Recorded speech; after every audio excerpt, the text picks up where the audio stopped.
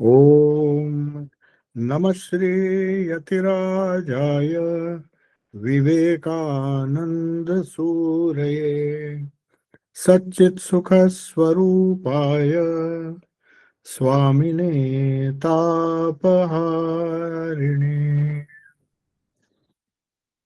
So, namaste to all of you. We are meeting after a very long time. In fact, I think 2 months, or maybe last month we could not We have meet. spoken in October, so one October, month, yes. one month. So Yes. almost 1 month, yeah, December.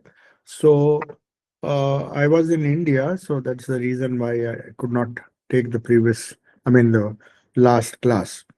So we'll directly go into the topic. All of you know that we have started the sutras proper. In the sense, Raj Yoga, the book that we are discussing, is actually not the real name. It is known as Patanjali's Yoga Sutras. The topic that we will be discussing now are the sutras themselves.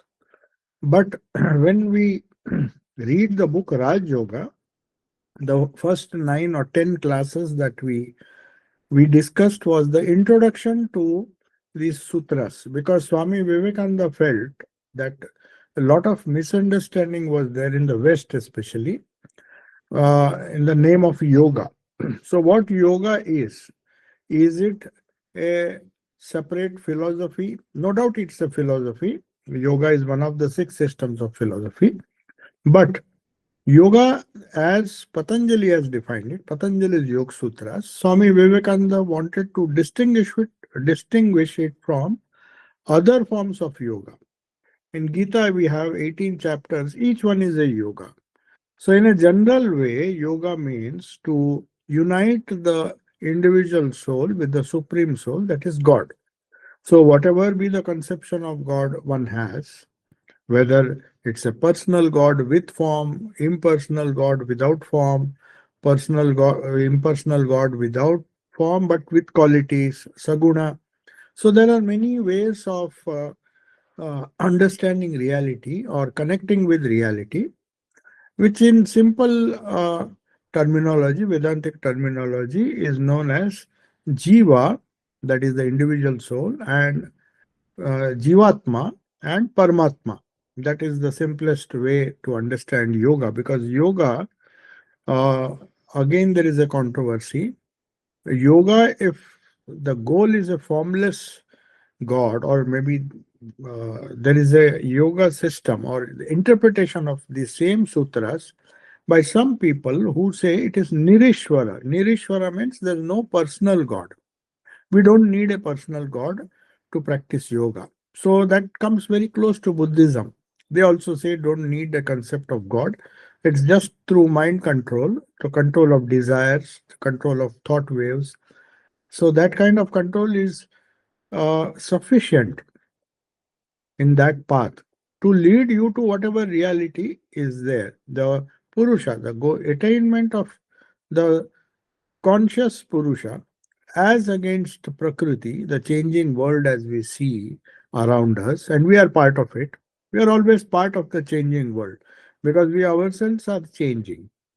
That important point has to be remembered, that in Patanjali's yoga, as we will see now, one sutra after another, the most important point is here, unlike other yogas, like Bhakti Yoga, for example, you are trying to unite with your object of worship or Ishta. So our Jivatma is there. We feel helpless. We want somebody to protect us or guide us and uh, give us strength and give us peace. So we know that people around us can't do that. Society around us can't do that. Even saints cannot ensure that you will have permanent peace, because it is not so easy to have that highest realization without self effort. So, apart from self effort, there is a conception that the divine Paramatma or the Ishvara comes to our help if we meditate on that Ishvara in some form that we like most, like Krishna, like Rama, like Christ. So, all these are worship of God with form. So Patanjali's yoga has nothing to do. They say, the two schools, they say very clearly, you have whatever conception of God that you have in your mind, it doesn't matter. But the main thing is control of the mind. So yoga, the second sutra, we are going back to the second sutra, is yoga chitta vritti nirodha.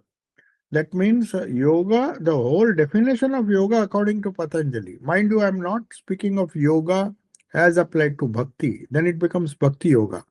As applied to karma, it becomes karma yoga.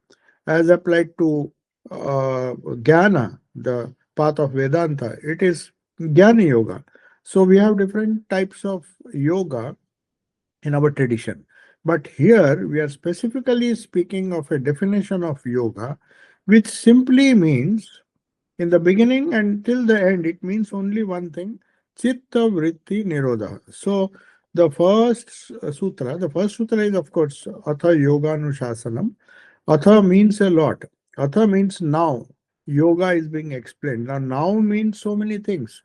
Yoga will not be taught to anyone and everyone. Now means after really convincing yourself that yoga is the priority in your life.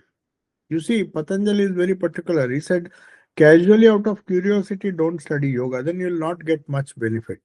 So, atha means, the commentators explain what is atha. Atha means now. Now means what? Now that you are convinced, having tried all the worldly solutions to solve the problems of life, and having failed in that, understanding that there is no other way but through yoga, which is defined later.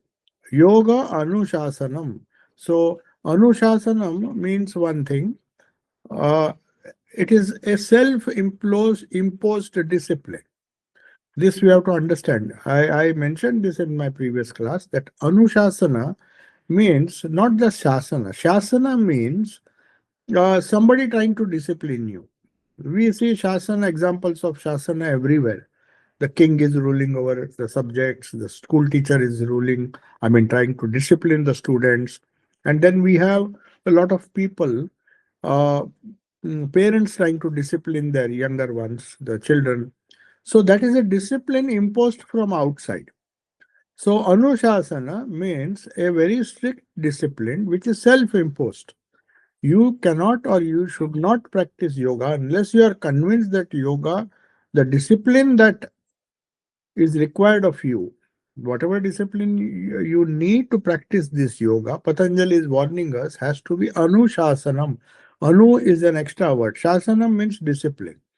Anushasanam means a kind of self-discipline which is self-imposed or voluntarily accepted by you because you have felt the need that of a superior method to solve all the problems of life. Having tried all methods, having tried taking help from people around you, your near and dear ones, the so called near and dear ones, and having tried several other people whom you trust, having found that none of these are enough to solve your problems, when you are mentally prepared to solve your problem yourself, Swami Vivekananda says in his Raj Yoga, you have to take your own, take the responsibility on your own shoulders. There's none in the universe that can help you.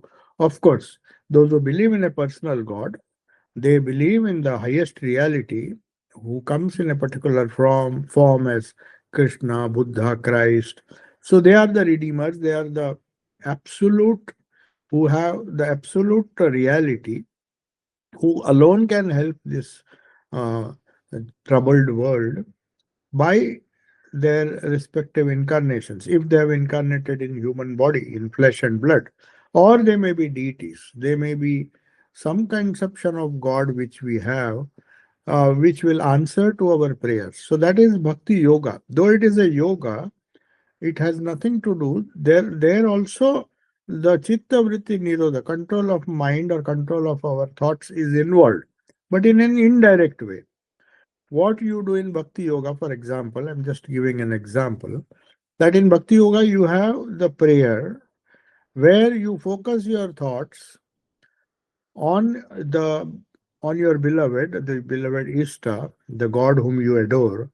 And in that process, you are indirectly, not directly, indirectly controlling your other thoughts. You don't allow other thoughts, at least when you are praying, when you are practicing devotions, for some time at least, you don't think useless thoughts which are of no use to you, or you don't allow them to arise. Whereas in yoga, it's not necessary, in Patanjali's yoga, which we are discussing, it's not necessary to have a belief in a personal God. So there are people who are atheists. Are they not? Do they not deserve the discipline of yoga? So Patanjali says it is fine. Even Buddhists say. Buddhists are very clear about it. They have no conception of God. He said, don't waste your time trying to find out whether there is a God with form, without form, whether he is in heaven or whether he is on the earth. You don't have to bother about all those things. But the very fact that the problem, the real problem lies in your own mind. You take care of your mind, and the problems will take care of themselves. So, the first definition, and Swami Vivekananda has discussed this small sutra, uh, a cryptic statement, for almost 4 or 5 pages. That's why we'll have to focus a little more, because this is the very definition of yoga. Chitta Vritti Nirodha doesn't mean uh, just con- just taking care of our thoughts. It's not such an easy thing to control the thoughts. First, you should know what is the origin of our thoughts. We have hardly thought about it. We just think. We are forced to think. You can say, right from the moment we get up, when we are conscious, when we are not sleeping, when we are dreaming, or when we are woken up, what happens is constantly thoughts are arising. We do not know from where they are arising. Sometimes pleasant thoughts come, sometimes peaceful thoughts come, and sometimes without any explanation, without any external influence. You're just sitting quietly in a beautiful place. Then hideous thoughts comes to you. These thoughts come, and then you don't realize from where, what is the source of these thoughts. You may, psychology may say it is in the unconscious, repressed thoughts of the past, repressed memories of the past, suppressed memories of the past. They are just coming to the surface, to your conscious plane, and you are aware of it when you are thinking those thoughts, but you are not aware of them when they are hidden deep within the recesses of your mind, the unconscious. So the definition of chitta vritti nirodha presupposes that you know what is the origin of the thoughts. So it's a very difficult sutra to understand, because just saying control the thoughts, uh, you ask any child or any grown-up man even, or person even, whether it is easy to control the thoughts. It's so difficult. Even if you sit, if you have the most peaceful of all places, you are surrounded by wonderful ambience, quiet place. Even then, you will be surprised to see so many thoughts come. You are not able to focus or do chitta vritti nirodha. That is, chitta means, what is chitta? We uh, try to understand. I'm just repeating because that is very clear. The basic should be understood. Chitta normally, Swami Vivekananda is the first one to translate this word into English. He just calls it mind stuff. Why does he? We can simply say mind. No, he doesn't say. There's a reason. It is the stuff that constitutes the mind. When you say mind, there are two aspects of the mind. One is the static aspect, the chitta, stuff, the stuff from where the thoughts come. Then there is a dynamic aspect of the mind, that is the lower mind, which is known as manas. He is referring to all. Chitta means all of these things. So, what happens is, when there is an action, or when you see certain things through your five senses, you are seeing objects, you are listening to people, you are encountering people, uh, or you are encountering things, objects. So each one of them creates a thought, a reaction. Sorry, it's a reaction. It is a reactive thought. You know the origin. You have seen a chocolate and you feel like eating it, or the thought of acquiring it so that you can eat it. It's a very simple action reaction. That is how most of our transactions take place. For normal people, I'm talking of normal people who are very well balanced, who are very well adjusted, mature people. So they know that when you see a particular object, you will be your mind will tell you, oh, this is a subject, this is a object that you like, and then your mind will tell you, now go and acquire it, either buy it or grab it or steal it, do whatever you like, but the immediate reaction is to get it. So that is known as the raga. So to understand chitta, chitta is all these. It is the external impulse that comes, which creates a reaction in your mind, is also a thought. It is known as manas, lower mind. It is this is the mind we share with animals. Animals also have that. They are very instinctive in nature. They see food, they run after it. They don't pause, they don't think. That's why we call them animal instincts. So also most of the human beings have a lot of animal instincts. But there is, according to Patanjali or according to Indian psychology, yoga psychology, there is a higher aspect of the mind, which is known as buddhi. That's why when we say chitta, Swamiji has not translated it as the mind. Mind is manas. Buddhi is something which for which there's no English equivalent. But the best English word is the discriminative wisdom. You may call that. That's not a very good translation. Buddhi means that which tells you what to do, what not to do. The choices you have to make will all depend on your buddhi. So if your buddhi tells you that you are tempted to eat it, but you have some kind of health problems, sugar problems, so you don't take it. So the mind will not guide you in that particular decision making. It's the buddhi that helps you. So you have to remember that when you say control of yoga, chitta vritti nirodha, vrittis are the external forms, the thoughts that come. The thoughts may come deep from within the consciousness. That is what you call memory, smriti. That is one of the aspects of chitta. Chitta means mind stuff. So whatever constitutes the mind, lower mind, higher mind, decision making mind, buddhi, everything is chitta. I mean, chitta, vritti, nirodha. So that is why Patanjali is very careful. He doesn't say control the thoughts alone, control the whole mind. So for that you have to understand what is the entire mind. So Swamiji says a good deal of explanation is necessary. It may be just one sutra, but it has to be discussed a lot. Now he says we have to understand, we have discussed this, but I'm just repeating it very quickly. We have to understand what this chitta is and what the vrittis are. Vritti, there are two words, chitta, vritti, nirodha. Nirodha means to stop or to lessen. We can't stop it, but we have to see that it is a bare minimum, whatever we require. Say you are doing some work which involves certain thoughts only, then all that other thoughts that come and disturb you is going to spoil your work. So we can't focus on a job, we can't concentrate because there is no chitta vritti nirodha. You have to, nirodha doesn't mean stopping of all thoughts.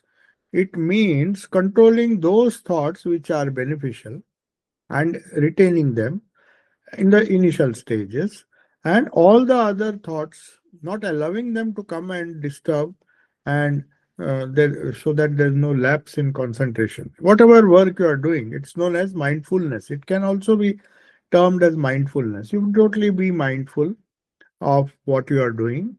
Focus on the present. Don't allow the vrittis, other vrittis to come. Now, what are those other vrittis? So, Swamiji says, first, he says you have to know what chitta is and what vrittis are. So, if you know what is the mind stuff and how the thoughts come, what are the different types of thoughts, then you know the importance of this sutra. So, he says, uh, he gives such a beautiful example to explain chitta. He says, I have eyes. He's giving an example. I have eyes, but the eyes themselves don't see.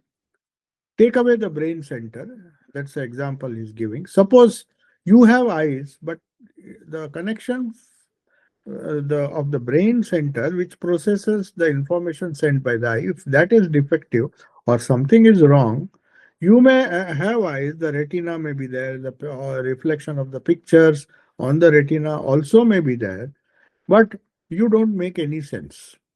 You cannot see anything. He says you will not see. The pictures are there, the objects are reflected on the retina, but since the signals are not somehow because of some disease or some obstruction, you are, say, for example, blind people. Not that they don't have a retina, they have, but somewhere the brain centers are disconnected from the process of seeing. So the pictures will be there. So that is not seeing. That is not uh, the sense organs are there. The objects are there. The whole world is there outside of you, but you are not able to see. So eyes are only a secondary instrument. They are not the organ of vision. What Swamiji is coming to is the organ of vision is in the brain centers which process this information. So a camera may be there, but if the camera may keep on taking photos, but unless you take those images and study that, it's of no use. It will mechanically go on taking photos. So the photos that you consciously select and see and then make some sense out of it. So that eyes are only the secondary instrument, not the organ of vision. So uh, the nerve center in the brain is more important than the eyes themselves. So now, for example, two eyes will not be sufficient. Sometimes a man is asleep with his eyes open. You see, there are cases, if you sometimes see, they're so tired that the eyes are open, everything is good, but the connection is cut off. So even if there are some people who, when they are tired, they forget to switch off the light. The full blinding light is not able to disturb their sleep. They're so, because the centers have been disconnected.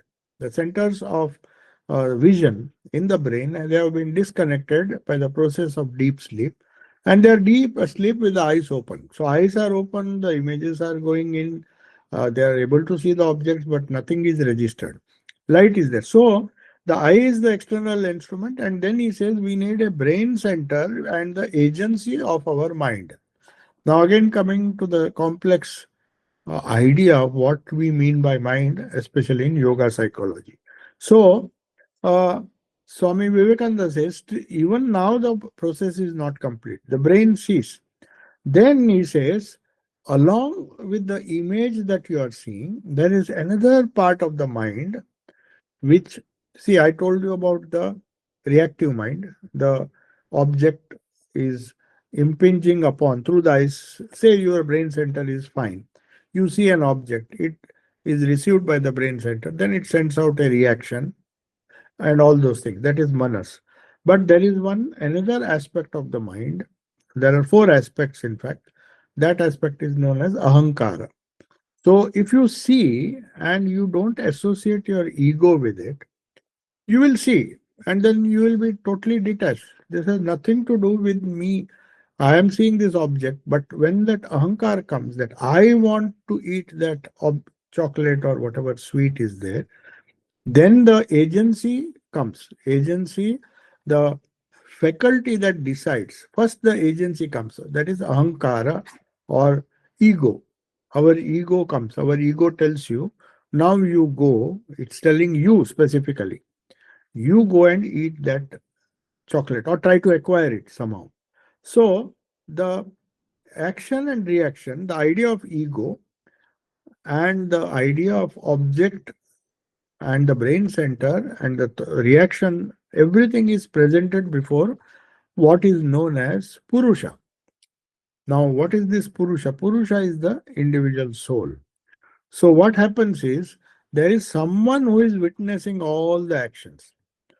It's not that you see and every time you see something, every time your object changes, every time the sound changes, every time uh, the other senses are conveying so many information, so much of information to the brain, and the brain has a tough time to process all that and present it to what is known as Purusha, the witness, who is neutral.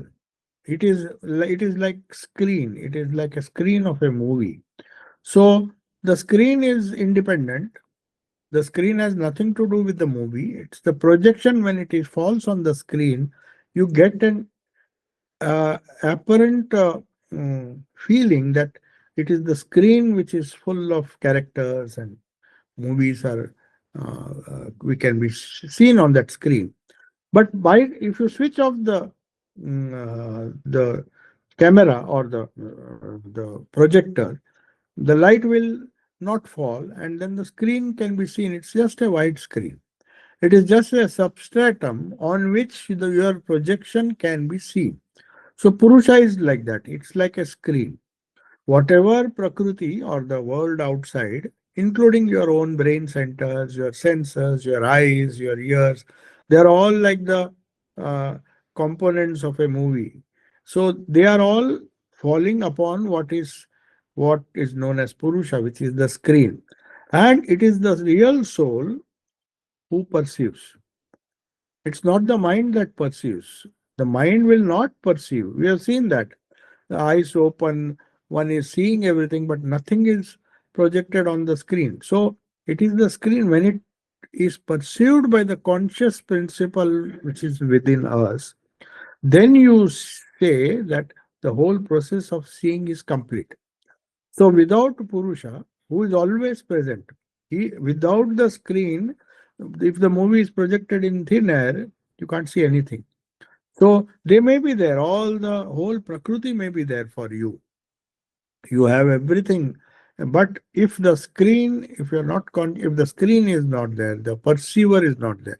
So yoga now tries to find out how can how this external phenomena which is going on around us and being projected to the Purusha can be handled. If you handle it perfectly, you are a well-adjusted person.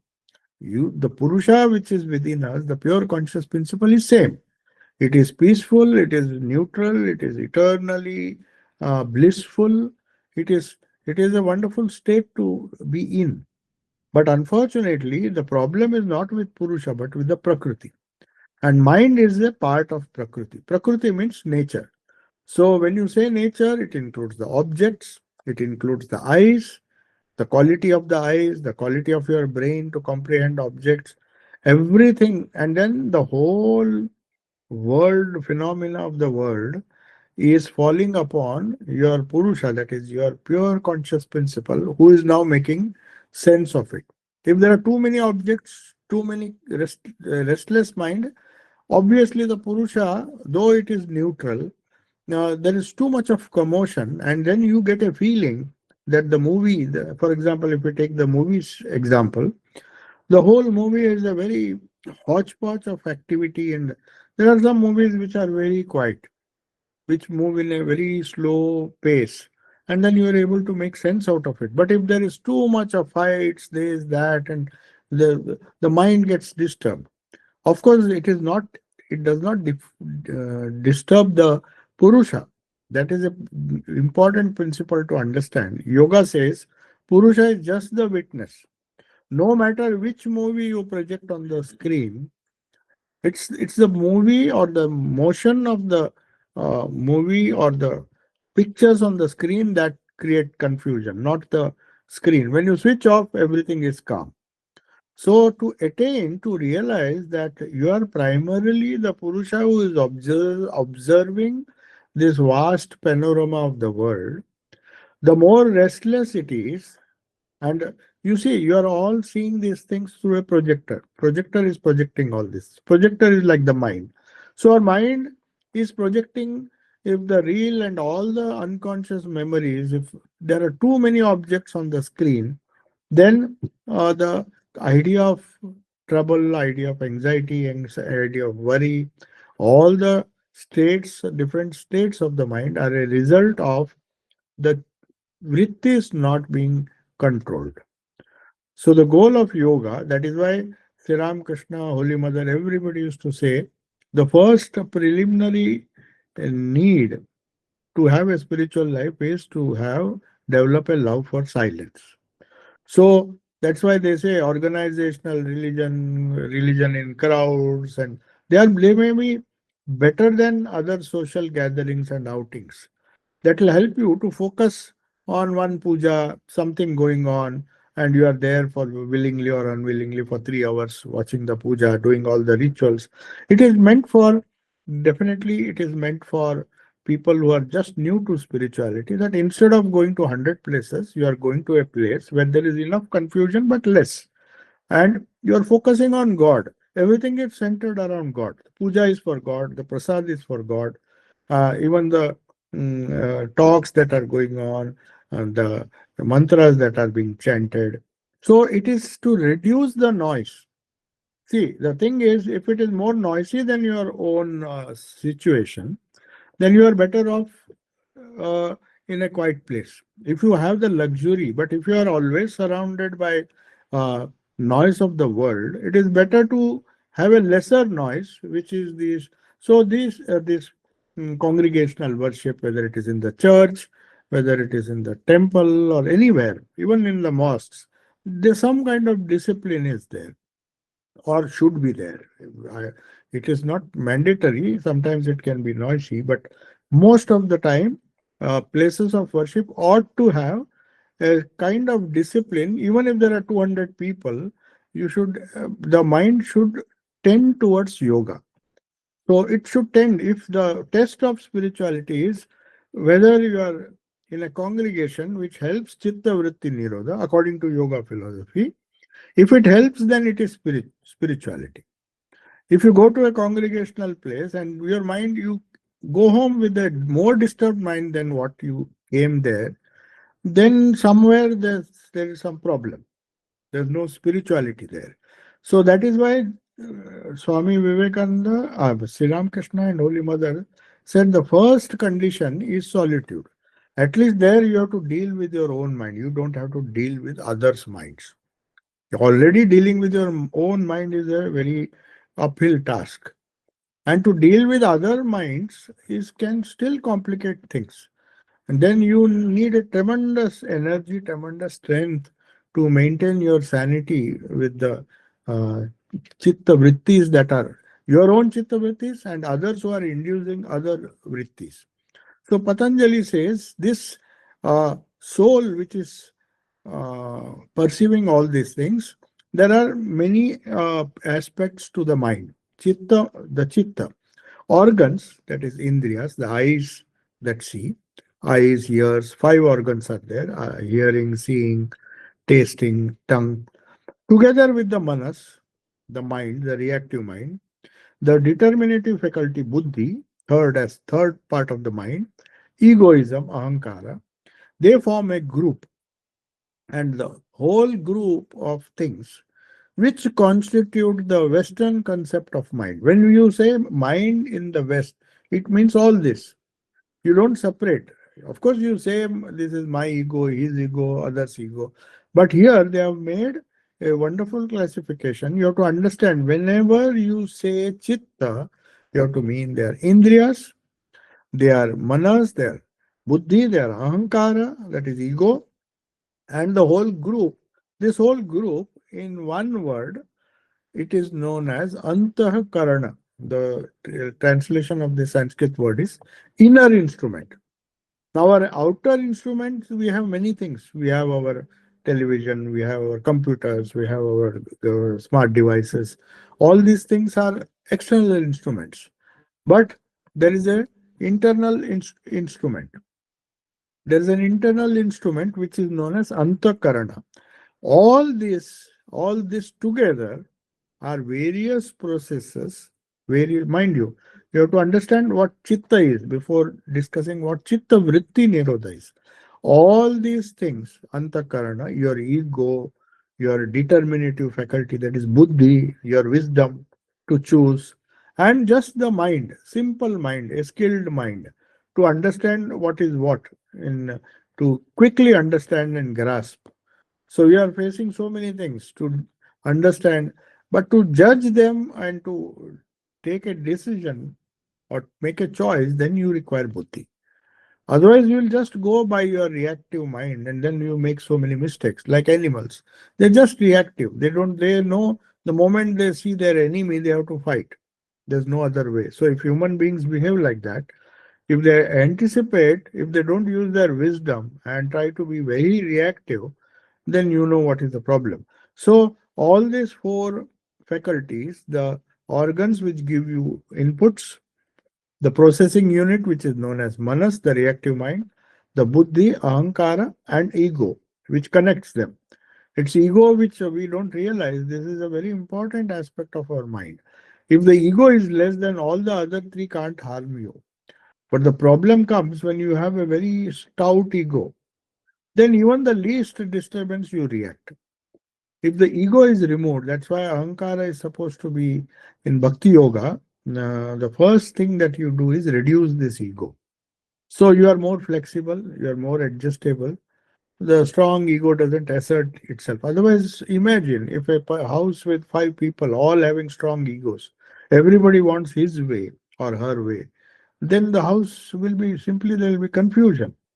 So this ego is also part of antakarana, the internal organ, and they are all different processes in the mind stuff. So chitta is a very broad concept. It includes the conscious activities like all the that I mentioned, manas, buddhi, everything. These are conscious activities. But there is another thing in chitta, the unconscious part, which we are not aware. Now we are not aware what is the nature of our unconscious mind. How many good memories are stored deep within our unconscious mind? How many bad memories are stored? How many fearful memories are stored? We do not know. That is so difficult. Yoga proposes a system where you uncover those old memories or repressed memories or suppressed memories. Unless you deal with that, you will have no control over your thoughts. That's the principal idea. The waves of thought. See, thought is a wave. It is just a wave. As soon as you heat, there are heat waves. As soon as you switch on the light, there are light waves. As soon as you switch an electromagnetic device, there are electromagnetic waves. These waves are not different from them.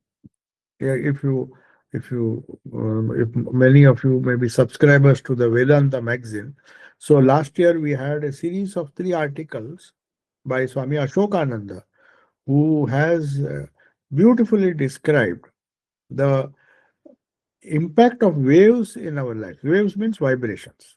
Vibrations means waves. Vibrations gives rise to wave. If sound vibration, if you beat a tabla or some percussion instrument, it's the vibration of the skin of the tabla that gives some kind of sound. So all the sounds are because of vibration. All the light is because of light vibration. All the electromagnetic and wireless is also vibration. So also Swamiji says thought waves are not different from these vibrations.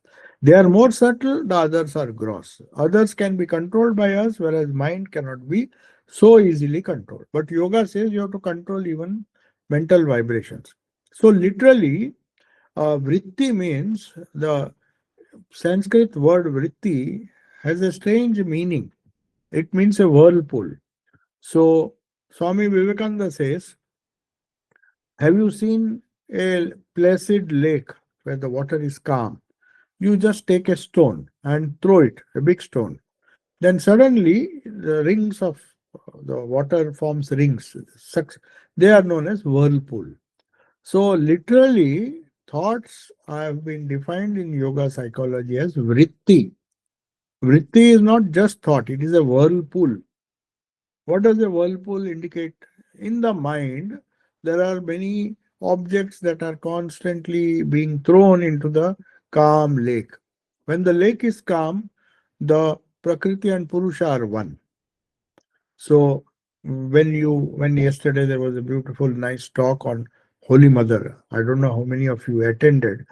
Uh, I was discussing because my recent visit to Jairam Bati, I was seeing from 5 o'clock people are coming. I went to a room where Holy Mother has initiated lot of presidents, at least 3 presidents and so many senior monks.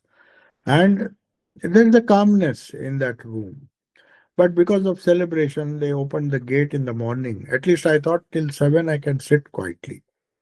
And as soon as I came inside, I mean, as soon as the gate, people started coming inside, they all flocked to that room, mainly for darshan. But you know how Indian darshan is very noisy. So they started shouting at 5 o'clock, 4:30, at least till 5. There was absolutely silence. And then people coming and talking about their flight tickets, about their train tickets, and at the same time having darshan of mother's room. And some of them even scolding that earlier we could go inside. My God, if you had gone inside, you would create hell.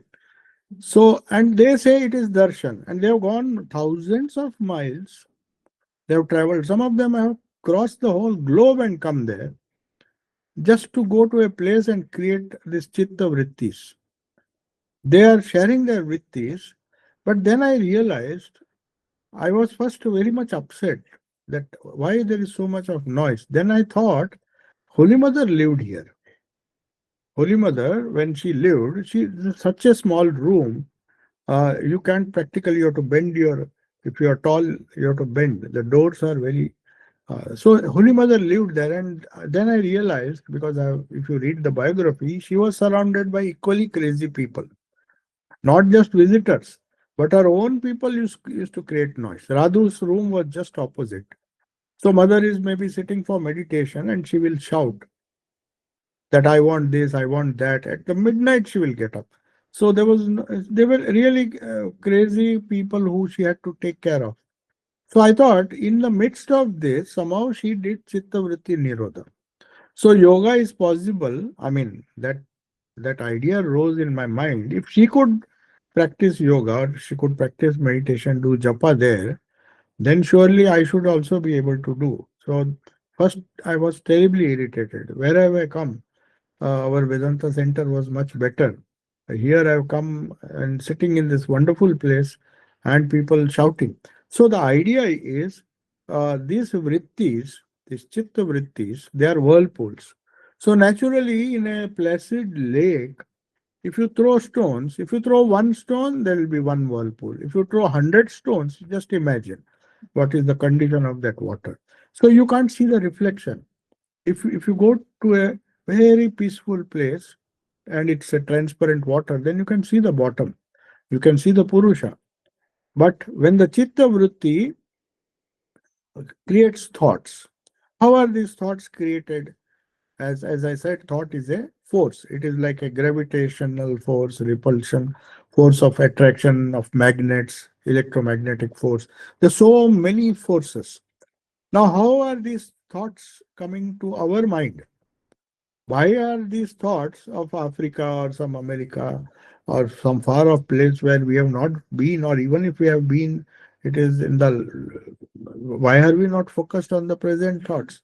If I'm doing puja, I should be focused on the puja thoughts. I should not be thinking of others. Sri Ramakrishna could not tolerate it. He used to go and slap Rani Rasmani. He said, "You are sitting, I'm singing nicely, and you are thinking of your lawsuit, what will happen. This is not the place to think of a lawsuit." So he could read the mind.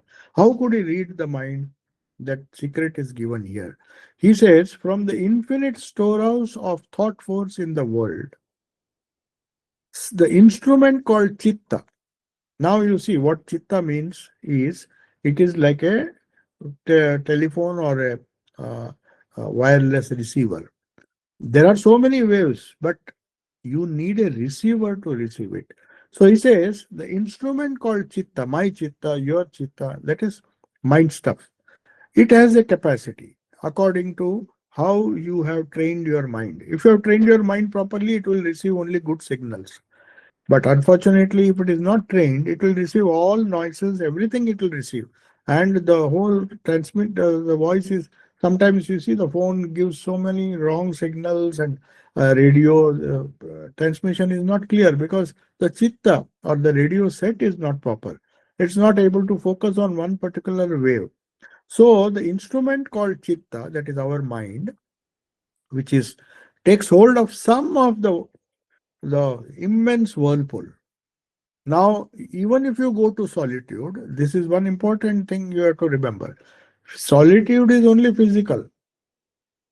Even in the most quiet place, the whirlpool of thoughts is always there. It is known as the infinite storehouse of thoughts. Thoughts not of one person, thoughts of the whole entire population, not only of men but animals. Animals all also vibrate, send some vibrations, dogs and all, how they respond to thoughts.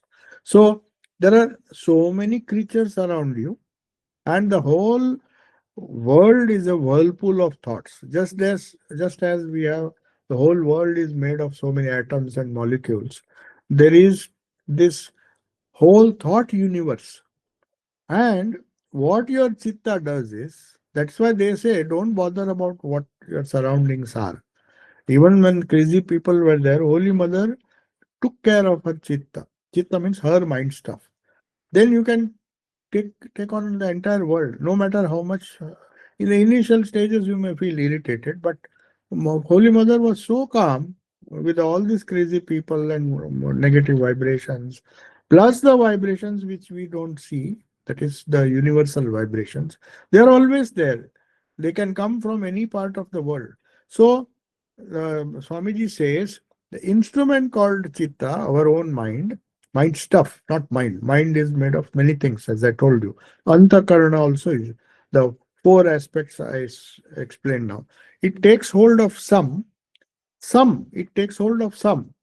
Now, the radio, according to the frequency you have tuned, it will take only those signals. Otherwise, you can't hear a particular. When you switch on the mobile, if you take a call, only that vibration will come. Otherwise, wireless vibrations, there are so many calls going on. But your phone has been tuned, the chitta has been tuned to see which thoughts come to your mind. That is the only control you have. So you can decide whether you want silent mode or anything. You can just like an instrument, it's just like an electromagnetic instrument with consciousness. It can choose which vibrations from the world around you, or the thought world around you, they are also vibrations. So thoughts are vibrations and they come and impact your chitta, and the chitta decides which ones to allow. So if your instrument is perfect through practice of yoga, then you choose the right instruments. Now, force is supplied to us. Now, what is the force that gives rise to thought? Then you need energy. Even to create transmission, you need tremendous electric energy to send those waves. Everything works with some kind of energy behind it. So there is a force in this universe to move a vehicle, gross vehicle, to move vibrations, to move sound, to move anything, you need some vehicle. So what is the force that gives rise to our thoughts? So if you see, there are in the Upanishads, they said, if you want to test, you just stop eating. Then you will find your weak thoughts slowly become weaker and weaker, because it doesn't get thoughts are not just uh, chitta giving rise to whirlpools of vibrations. If the vibrations have to be strong, the prana has to be strong. That is why they say pranayama, and prana means pranayama, and also eating of food, proper food, nutritious food, which gives rise to force. So Swamiji says food is force, that prana is supplied to food, and out of that food, the body obtains the power of motion. Others, the finer forces, it throws out in what we call thought. So if you are well, that's why Sri Ramakrishna said religion cannot be practiced on an empty stomach. It may help you to train your senses not to be greedy and not to diet, and it will help you to reduce your weight and other things. But if too much of starving is there, your brain thoughts are not produced. So he says, uh, we the forces that enable us to maintain the body, five pranas, I'll not discuss that. Five pranas are needed to make the body function smoothly. So also they supply energy to our thoughts. So wholesome thoughts, good thoughts. That is why these Ramanuja followers, Vaishnavas, they give so much importance to uh, the tamasic food, rajasic food. They say, because they are obsessed with this idea. Though food has some role to play in the quality of thoughts, but it's not everything. There are other factors. How you treat other people, how you behave with other people, how you develop your character. That will give rise to good thoughts, not just good food. But food is an important thing. That's why those who are Vaishnavas, they think food alone is enough. If we take a vegetarian diet, that alone will give rise to good thoughts. No, Thakur Sri Ramakrishna himself said, there are people who eat vegetarian, but they are jealous, they are fighting, they are quarrel. Then how can you explain that? Are all vegetarians good people? Or similarly, are all those who eat non-vegetarian, or are all bad people? So there has to be some logic. So whatever it is, food has an impact. So good wholesome food, like by food here, Swami Vivekananda explains, it's the food not just we take through the mouth. That is one aspect, 1/5 of the entire food that we consume. What we see through the eyes is also food. So just eating vegetarian food or good food or nutritious food will help the body. Definitely, it will help the body to become sattvic. So there are, in the Gita very clearly it is said there are sattvic food. Foods can be classified into sattvic, that is that which lead to peace, rajasic, that is that leads to energy, and then tamasic, which makes you lazy. So lazy or violent. So there are many types of food. They may have an impact, but we should not overemphasize that. That only through good food. There are other avenues, other food, other aspects of ahara. Ahara means that which you consume. So you may consume through your eyes. So if you don't see good things or don't see pleasant things, then there is a chance that you are consuming bad food through the eyes, bad food through the ears, listening to gossip and other things. Then there are so many other things which give bad food to the mind. So mind gets food from all these five organs, not just the mouth. You have to remember that. So, but what it throws out is impacted by this food. So you have to be very careful what goes in, because what goes in, what you consume, only that will go out.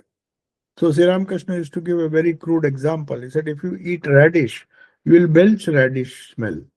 It's not that you will, if you eat cardamom, you will maybe, because what you throw in is thrown out. So you have to be careful. The only control you have is what you allow to be thrown in, so that you, in a purification process, if only good things are seen, good things are heard, good things are eaten, then all that cumulative effect of taking in good things will destroy or will negate the impact of bad things which we have consumed for several lives. Patanjali will say that it's not just one life. We have had these memories. Chitta stores everything. It's like an attic. You store good things, you can dump bad things. So when you open it, you have to face everything. So that's why some people, they need, because there are so many bad things in the attic, so it has to be flushed out by many good deeds. Some may require less effort, some may require, depending on how much of garbage is there. So mind itself is an instrument. Now that is the point he wants to make clear, that the chitta, what you see, is not a decision making. It's just an instrument. So buddhi is also not. Buddhi can help the mind to take the right decision, but ultimately it is the purusha, because the intelligent soul behind it, that is the goal of yoga. He says chitta vritti nirodha. Why? Not just because that will help you. That will help you, vritti nirodha, when you stop, when somebody is continuously throwing stones on a lake, you can't see the bottom. But when the throwing stops, then there is a chance that you can see what is at the bottom. The lake becomes peaceful. So this is the condition. Chitta vritta nirodha is not, it's the goal, it's the final goal of yoga. If the thoughts stop completely, then you are face to face. There's no problem. Eternally, you'll be solving what you call in nirvana in Buddhism, what you call moksha in Vedanta, is kaivalya in this uh, Patanjali's yoga. So this whole idea of Chitta Vritti Nirodha, once it is understood, then we'll discuss the sutras very easily and quickly. Uh, Other sutras Swamiji has not commented so much because there are different techniques. So in the next class, we will discuss the other sutras, but the four sutras are very important. The first four, you need more and more explanation. That's why I just recapitulated or try to uh, explain in more detail this Chitta Vritti Nirodha, because we tend to forget. If you forget this second sutra, that is what is Chitta, what is Antakarana, what is Vrittis, uh, one has to revise that before we go to the third sutras, because it will tell if we don't do Chitta Vritti Nirodha, what will happen. That so the whole four sutras they will tell you if you do yoga, what will happen. If you don't practice yoga, what will happen. That is going to happen because most of us are not practicing yoga in the real sense of the term. So we are just leading our lives. That is will be explained by the third sutra. So that we'll discuss in the next class. Let us keep the topics separately. Now, first, Patanjali is showing us what will happen if you practice yoga. The third sutra will tell you what will happen if you don't practice yoga. Then, what is the result? In that verse also, or that sutra also, Swami Vivekananda has explained uh, what he has explained in brief, but we'll try to see what its implications, because we are in that state now. Most of us are trying to practice yoga, and to the extent we are trying to practice yoga, our lives are peaceful. But the moment we go back to the third sutra, which we'll discuss in the next class, you will find what our real condition is. Okay, so if there are questions, you can ask. We can switch off the video and audio. Yeah, on Google Meet. If there are some questions on YouTube or Zoom, you can ask. Yes. Oh, there is one question. If by the time you decide, there's one Sure. question on Zoom, so I'll answer that. Sure, Yes. Maharaj. Sure.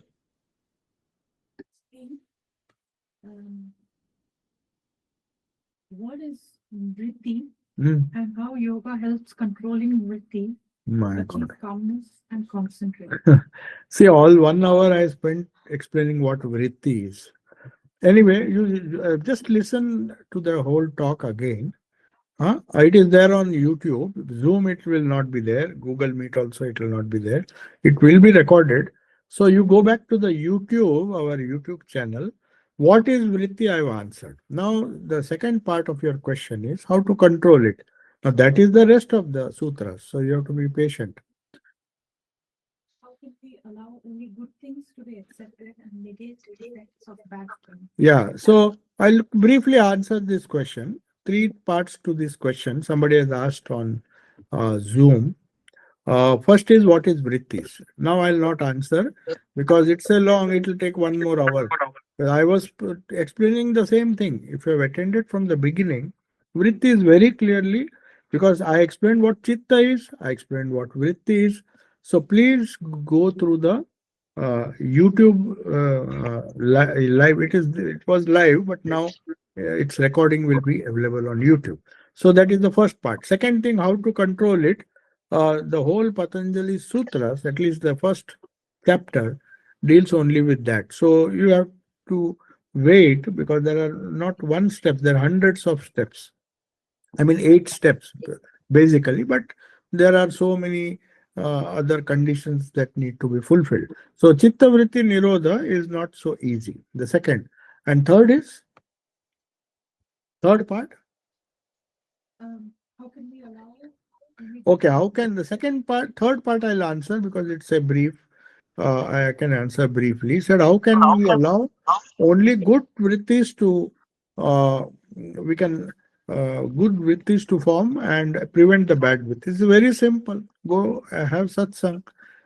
Go to a place where good vrittis are spoken of, or read good vrittis, read things which will produce good vrittis. You don't need, I mean, it's such a simple thing. And avoid evil company. That's all. it's a good thing because it's quite a chunk. It's says, Pranam Maharaj, your talk gave an excellent way to explain how the mind, an important instrument, and brain functions, Okay. and what is vritti, and how yoga helps controlling vritti to achieve calmness and concentrate. How can we how can we allow only good things to be accepted and negate effect of Okay. bad things? Okay. But parents of dying patients don't want to accept this. They are going to court. How can I really help my trust in parents to diffuse the situation? My God, it's a very long question. So I think I maybe, yeah. So there are so many questions you have asked in one question. It's not possible to answer. Maybe in the next class. Uh, but the thing is, as I told you briefly, if you have understood what vritti is, if you have understood the need of controlling vrittis, which is the goal of yoga and goal of all religious effort, and that is the only way the other smaller problems that you are speaking of, old parents and all these things are part of our worldly problem. There can be many complex problems, problems of inheriting money and property, uh, looking after old parents. There are so many problems when you Dying patients. parents of the dying patients. Okay, okay. Oh, parents of the dying. Yeah, that is a specific case. You see, there are these things are very complex, especially in hospitals. So when you are dealing with parents of dying patients who are very much attached to their children, obviously it is a very challenging thing. It's not so easy to deal with this problem because you cannot give a shortcut solution. Yoga, especially yoga, is a long drawn process. So if one has practiced yoga throughout, especially Patanjali's yoga, and one has controlled been able to have some kind of control over the mind, then one can attempt to answer this question because it is obviously, it's very obvious that any person who is dying and the parents will feel disturbed or parents will uh, feel it's a terrible even thought to imagine for other people, leave alone confronting it. So those who are very dear and near to you, and you see them dying, it's not such a easy s- problem. I mean, it's not a very simple problem that you can handle. Even if you are uh, practicing yoga for a long time, even people like Arjuna, when he lost his children in the battle, he had a shock. He also cried. Even Rama, the incarnation Rama, when Sita was taken away, he was also weeping. He said, "How could I just allow this to happen?" So these calamities which happen in life, obviously, mm, don't have a shortcut solution. See, that is why we practice religion for our whole life, hoping that it will help us to negotiate all the situations which are apparently human help doesn't, uh, I mean, come to our help. Humans cannot help us. Nobody can prevent a deceased person from dying. The doctors may try their best, so it has no simple solution. Yeah. Yoga is a very long drawn process, let me tell you. Like all other religious spiritual methods, don't think there is a shortcut. We often think there is some magical, some kind of shortcut. When you go to religion, all your problems will be automatically solved. It has not been solved. Even Ramakrishna had to suffer from cancer. And so they come, and Jesus had to be crucified unjustly, and he bore it very quietly. The idea is Prakriti, because of its changing nature, the goal of yoga is to, as quickly as possible, disidentify with Prakriti, who is causing all the trouble. And one of the main ways to control the chitta vrittis because they connect you to the whole world. And then once you are established in yoga, then all the solutions to your problems that you face, whichever problem, the problem of death, problem of illness, problem of poverty, everything can be dealt with if one is established in yoga. So, are there any questions, Prithvish, on your Google Meet? Maharaj, uh, I have a comment. So basically, my takeaway from I have tried to understand from this, not a question, that is, uh, chitta is the mind stuff which has Yes, evolved from Prakriti, and I yes, am the Purusha, yes. and all these vrittis are waves of distractions from the world, So from and the so yeah, yeah, no, no, they are not distractions induced by the world, but they are happening in your mind. So it's not happening in that, my mind. yeah, So yeah, the yeah, goal is to calm the mind through japa and other things. Basically, yes. isolate Purusha from this. Not isolate, yes. So you may say isolate, but the idea is to identify with the Purusha rather than the Prakriti. Where the problem is created by Prakriti and her agency, the immediate agency that is causing our troubles is our own mind. So Buddha gave a wonderful solution. He says all the problems are not outside. You can't change the people outside. You can't change the situation outside. There's anything, if there is anything that you can do to remove your suffering is deal with your own mind, because suffering is in the mind and it can be solved by handling the mind properly. So That's mind what. is the instrument. So no matter what the signals and what the vibrations are outside, they can't impact you if your mind chooses what to allow, which signals to allow. Then you have clear transmission. Then you can choose what only the good things, but leaving out the bad things. As simple as that. Japa and all are meant for that only. Everything is meant for that. Pranayama, eating good food, everything ultimately in yoga, the goal is to somehow stop the chitta vrittis. Because they, Creating that discernment, ability yeah, to discern. yeah, yeah. It creates complications because by its very nature, Prakriti is changing and people don't like that. If they are rich, they want to remain rich. If they are healthy, they want to remain healthy eternally, which is not possible. So there will be ups and downs. The very nature of Prakriti is life and death, they are alternating. Good health and light and shade, they are always moving in pairs. So Swami Vivekananda said, happiness comes with the crown of misery on its head. So it will come, but unfortunately, it doesn't come alone. The crown of misery is always there. So, understanding this dual nature, Vedanta and also yoga says that you have to somehow free yourself from the clutches of Prakriti. No, got it. No, thank you, Maharaj. That Yeah. So, shall we conclude, or there is one more question? Huh? Just one more okay, question, sure. please. We have time. Yeah, yeah. Yeah. The question about their dying patients and the parents. Mm. These, they want to go to court, and Who wants to go to the court? the, the, the parents of the dying patient. And See, these are legal. No, no, no. We better not to answer this because these are other matters not connected with yoga.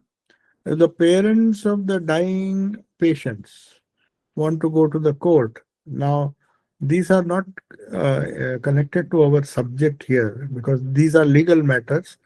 These have to be dealt by the law-making body, and these are social problems.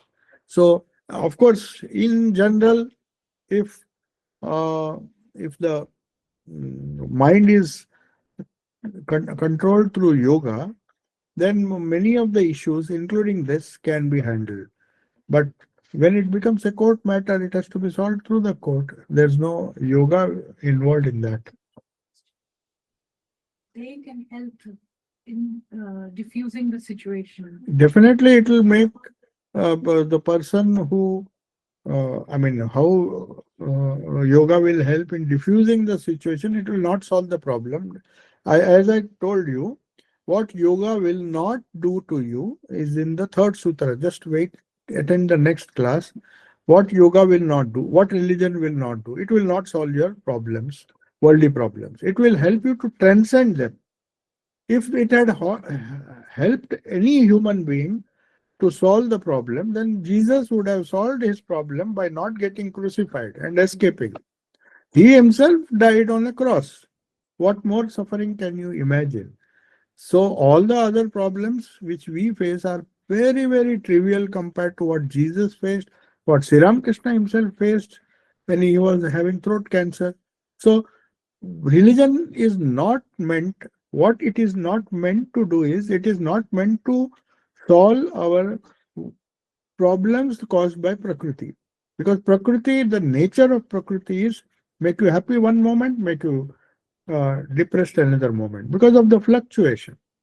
Because of the good situations, you are happy, but no person can say that I was throughout my life I was happy. No person will ever say that I was always unhappy. So Prakriti is very nature, dual nature. That's why Vedanta says you have to go beyond Prakriti. They call it Maya. Yoga will say it is Prakriti. It's the same thing. So Purusha, the only rest is in Purusha. So that's why Jesus said the kingdom of heaven is the kingdom of the spirit. So my Lord is, the Lord he spoke of, the God he spoke of, was not who will give you some kind of toys and some objects of enjoyment. That God, Jesus was very clear. He is spirit, and he will help you by spiritualizing you, and you become one. You, I and my Father are one. He says in the Bible. That means he became one with Purusha. That's the goal. So whether it is yoga, whether it is Christianity, everyone does not promise this earth. That is one thing one has to be clear. No problem, however big, however small, however trivial, however great, is resolved to our satisfaction, to satisfy our ego by the process of religion. If anybody thinks that religion will solve his petty problems, then he is mistaken. Jesus did not promise that. Buddha did not promise that. They only promised eternal salvation or moksha. Vedanta does not promise that. So none of the genuine religions will promise that. But of course, there are people who give a wrong interpretation and say that practicing religion will make you rich, which is absurd. It will never make you rich. It never made anyone rich. It never saved anyone's life, physical life, I mean. But it will give you eternal life. As Jesus said, my kingdom is the kingdom of spirit, not the kingdom which Romans were uh, afraid of losing. They thought Jesus wants, when he says he's an emperor of the spiritual world, they thought he's trying to displace the kings. So, but he clearly was shouting from rooftops that my kingdom is the kingdom of spirit. It has nothing to do with the worldly things. It doesn't promise anything in the world. Okay? So, the many questions dealing with the particular cases of what is happening in NHS or, yeah. Maybe you tell them to the person that's taken them to court, Huh? tell them to look at the videos of the yoga. Maybe it'll stop. No. I'll rather not give them that solution. There will be solutions. Obviously, you have to consult the right people. I'm the wrong person. If they go to the court, there are definitely ways and means where these things can be resolved in a temporary way. Yeah. Okay. Om Shanti. Shall we conclude for today? Om Shanti Shanti Shanti. Harihi Om Tat Sat.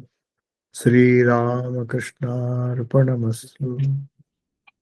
Thank you. So next Saturday, I mean the last Saturday of next Sunday of next month, hopefully I will be available. Okay, Maharaj. Okay. That will